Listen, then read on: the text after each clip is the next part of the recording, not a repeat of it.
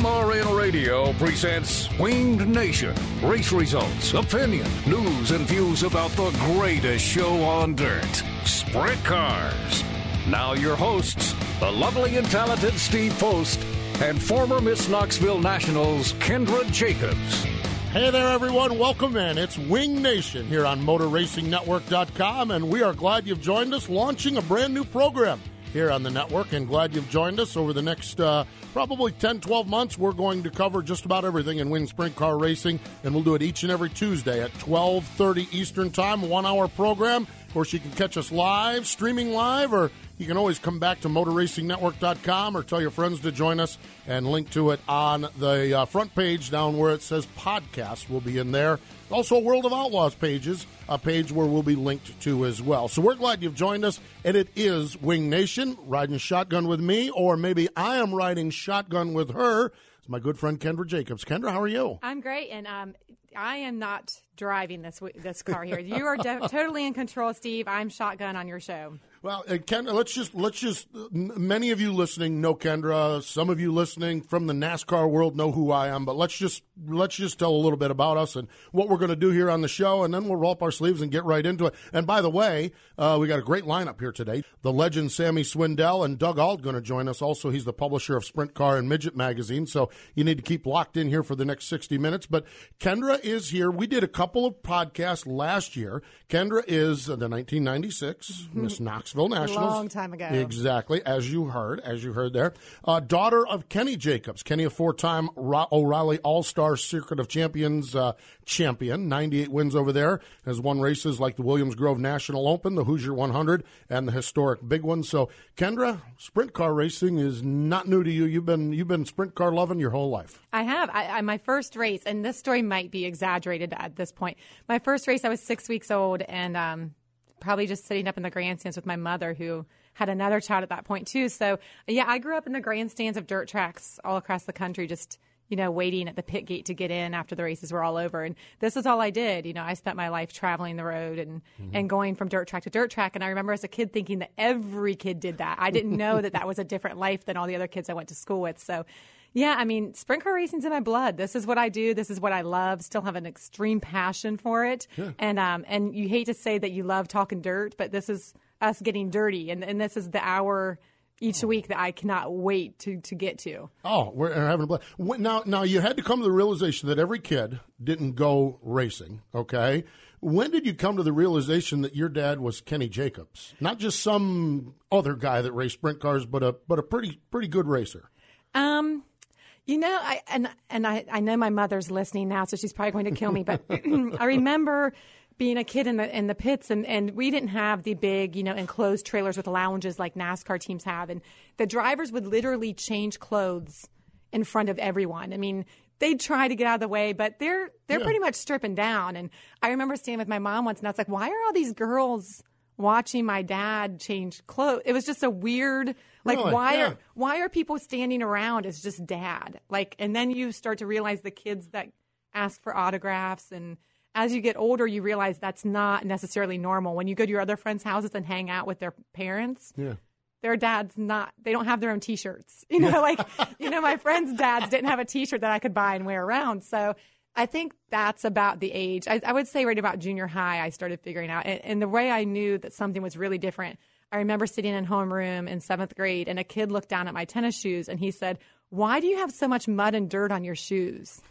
And to me, that was normal. And yes, I probably should have cleaned them. And I look back now and think, yeah, why were they so dirty? But that was normal. And I remember that was Williams Grove mud. That's when I was going to Pennsylvania every weekend. And that was normal to me. But that's when I started realizing my life wasn't normal. It wasn't normal. It wasn't the typical family, but I would not trade it for anything. It's an amazing story. My background in it, and a lot of you follow along in the NASCAR world. I broadcast on Motor Racing Network and New Pit Road. But it's interesting hearing your story, talking about your first race. The way I described growing up around racing was that every Saturday night and Friday night that I was home, my dad and I would be at Penn Can on Friday night, 5 Mile Point on Saturday night. Now, the way I describe it is I fast forward. I don't go to 6 weeks old. I go to 17 years old, the night of my junior prom. Okay? I decided I was going to the junior prom and not to 5 Mile Point Speedway. Oh, bad choice. Well, absolutely. Such a bad choice that the night of my senior prom, I was at 5 Mile Point Speedway. And not in a tux. Not in a tux, exactly. But did you have a date?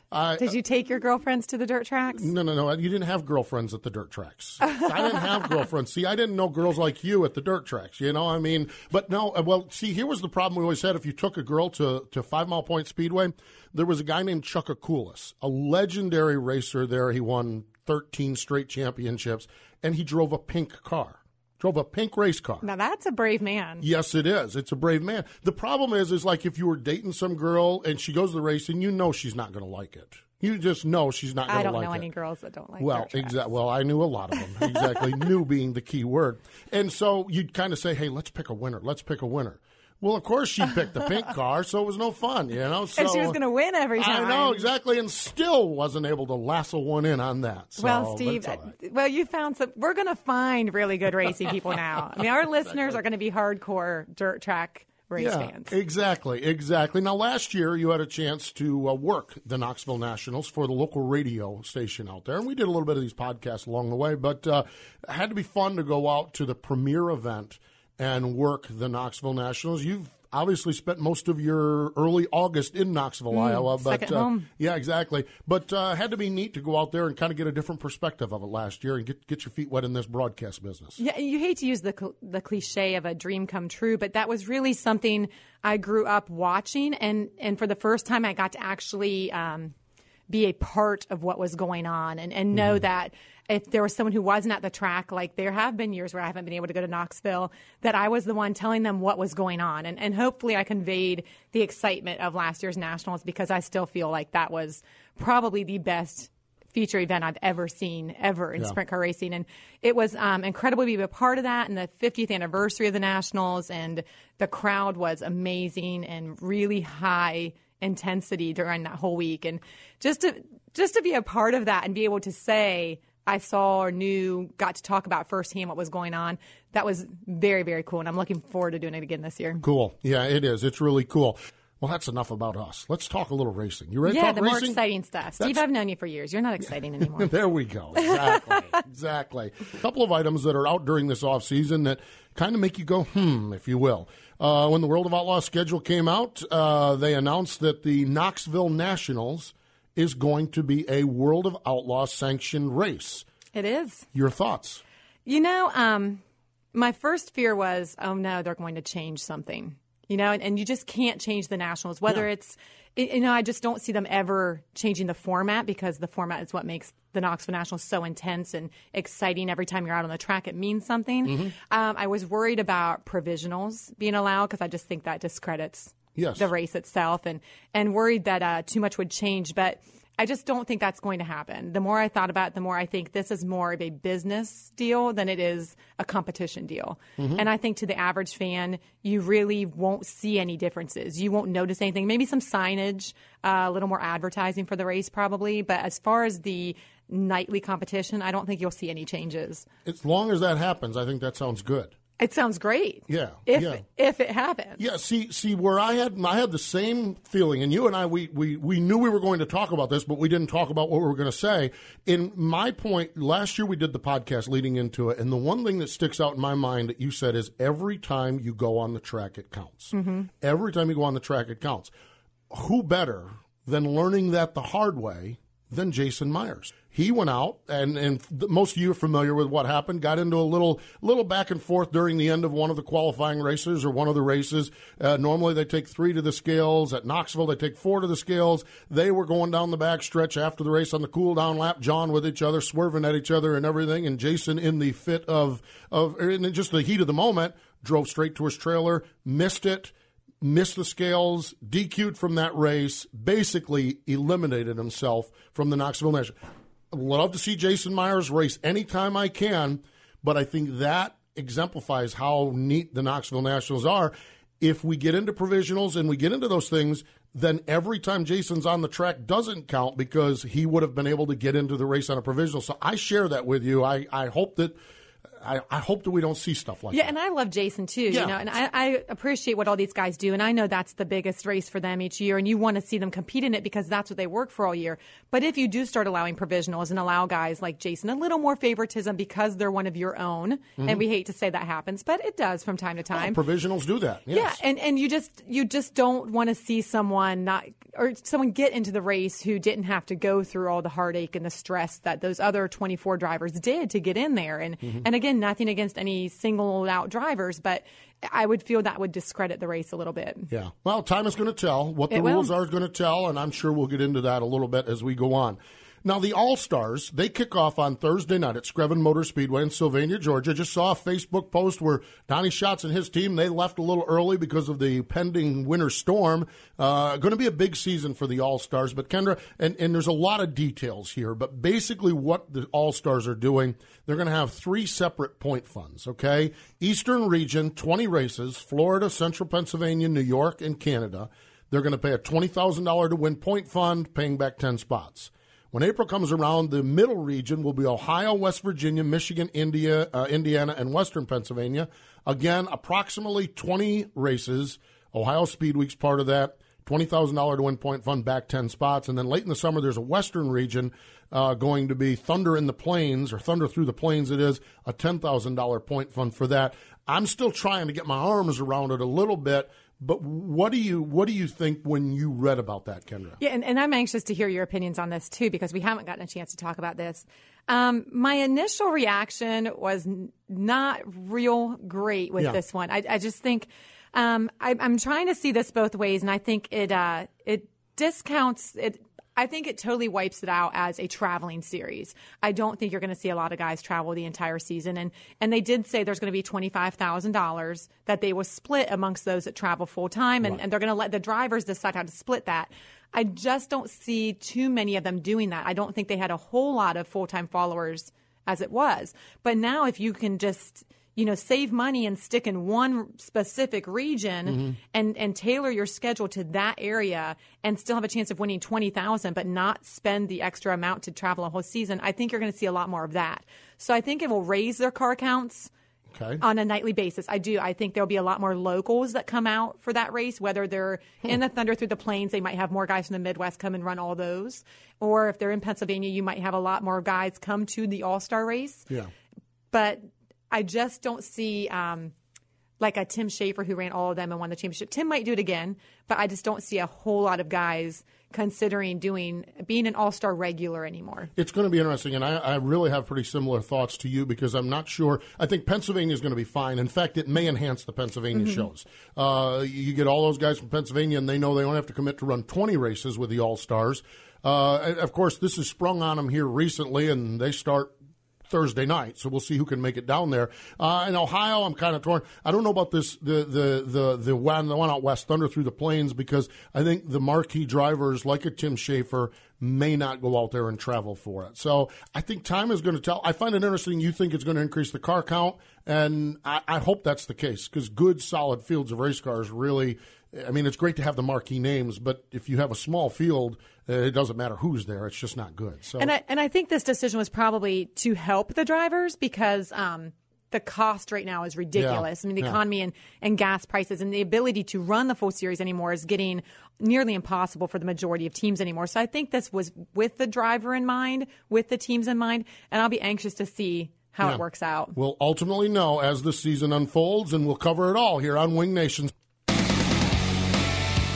Coming up, more Winged Nation on MRN Radio.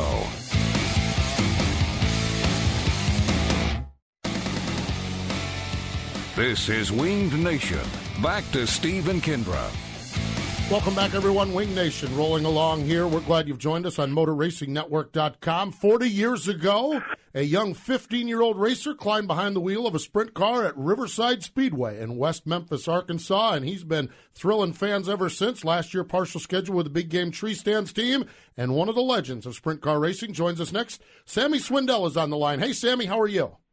I'm great. How are you doing? Doing fantastic. Welcome back to the show. Good to chat with you again. And my question is 40 years, boy, that's a lot of sprint car racing, a lot of laps in 40 years.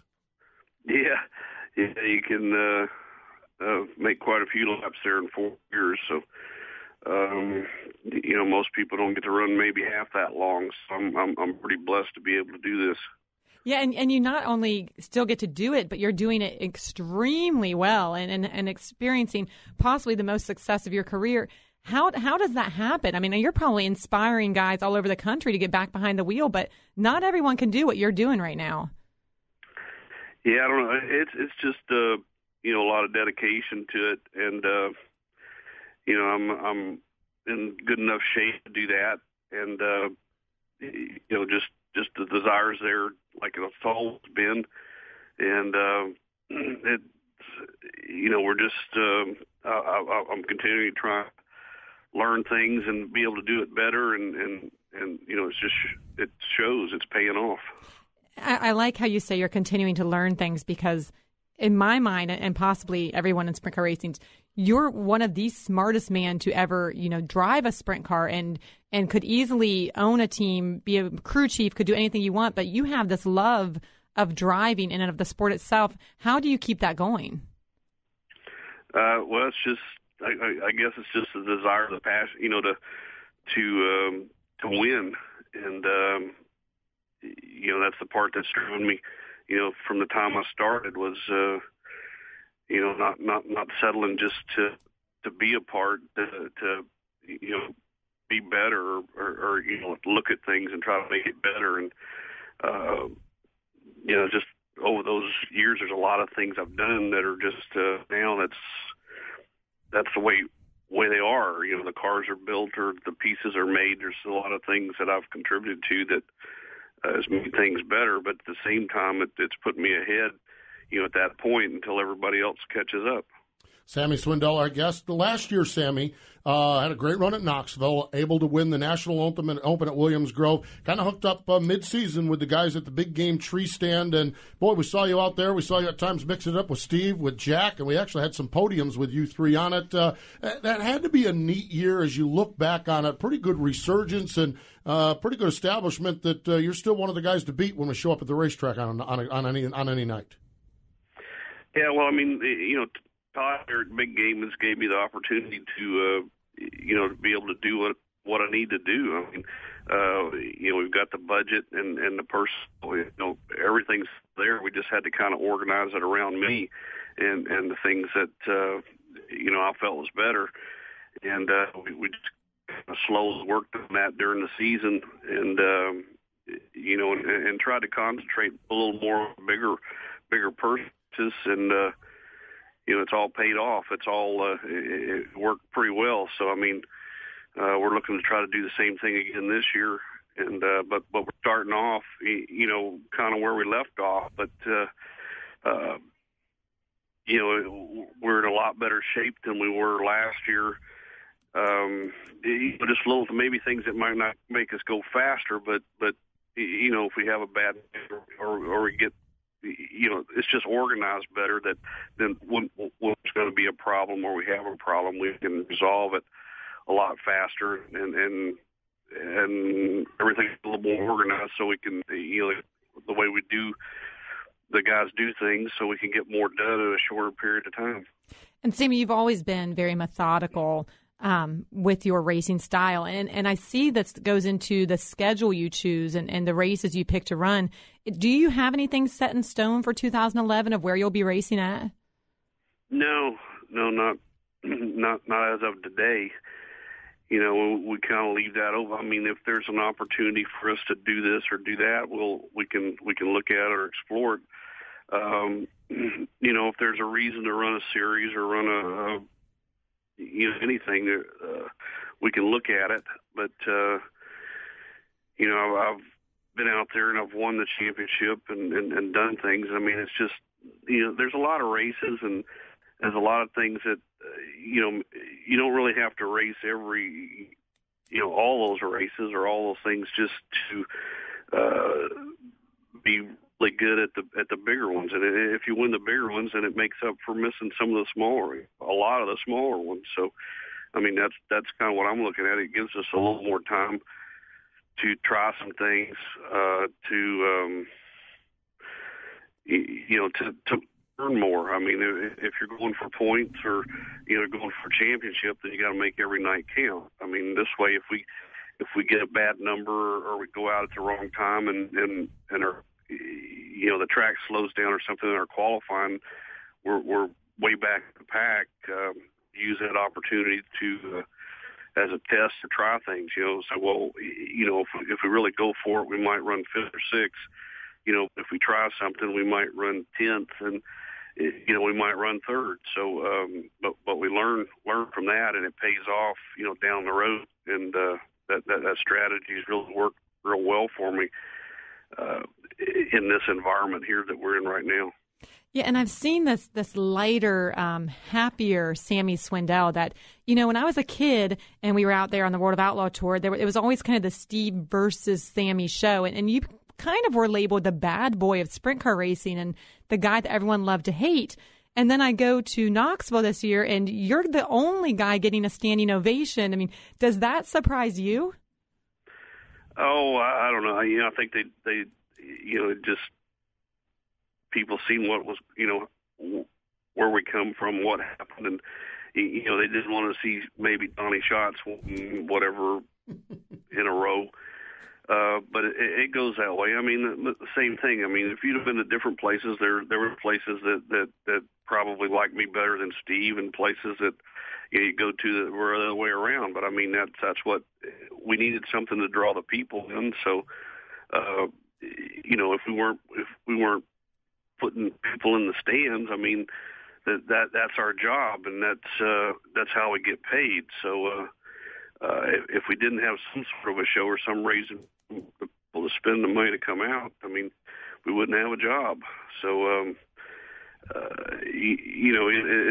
it's like anything. I mean, there's going to be times when people like him, people don't. But if they don't have an opinion about you, you're probably not running very well. That's exactly right. Sammy, always a pleasure chatting with you. I appreciate your time, and we'll talk with you as the season unfolds, and probably be talking with you after some big wins, but we appreciate your time joining us here today. Sure. Hello. There we go. That's Sammy Swindell, Big Game Tree Stands car. Ready to go for the big ones, and keeping the overall schedule pretty close to the vest. But we'll see what happens when Sammy gets out there tearing it up on the dirt tracks. When we return, we'll catch up with our good buddy Doug Auld. He is the publisher of Sprint Car and Midget Magazine. We'll talk to Doug in just a moment. You're listening to Winged Nation. We'll have more talk from the dirt track right after this.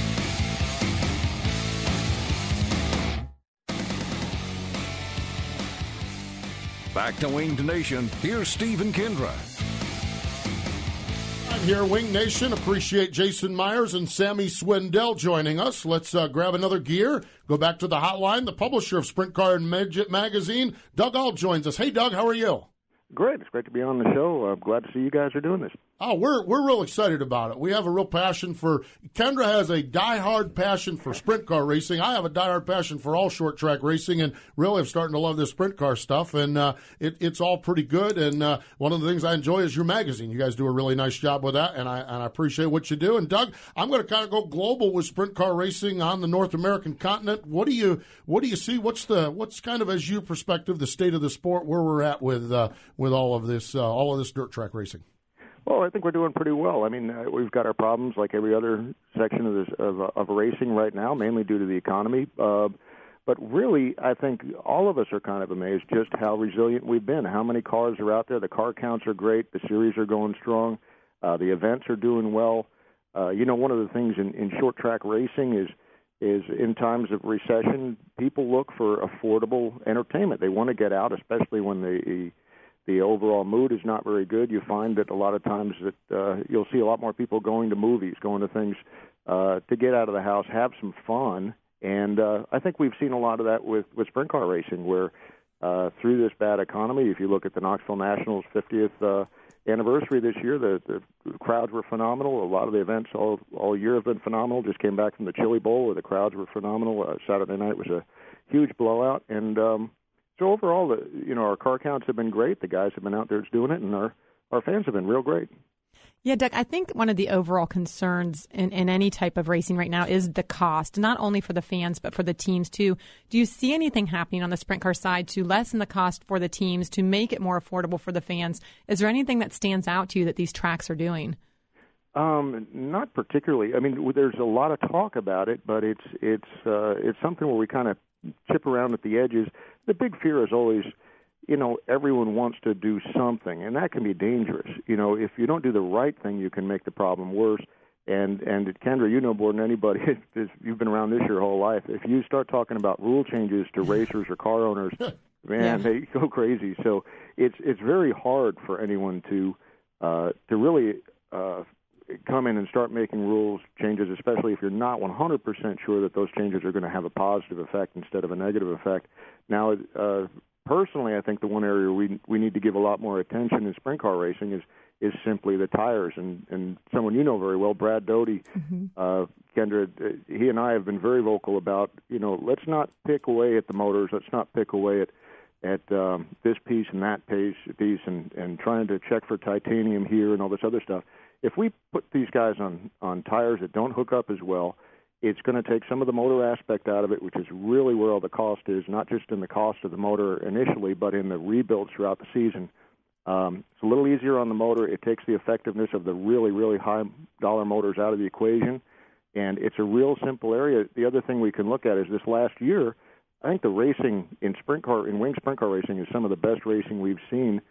And honestly, some of the reason for that is the Goodyear tire just was not as good, and part of that was by design. It did not hook up as well, and that brings the driver more into the equation. We saw more guys come through the field where you could, outrace somebody a little bit more than when the cars are all locked down. Everybody's just wide open. There's just no passing.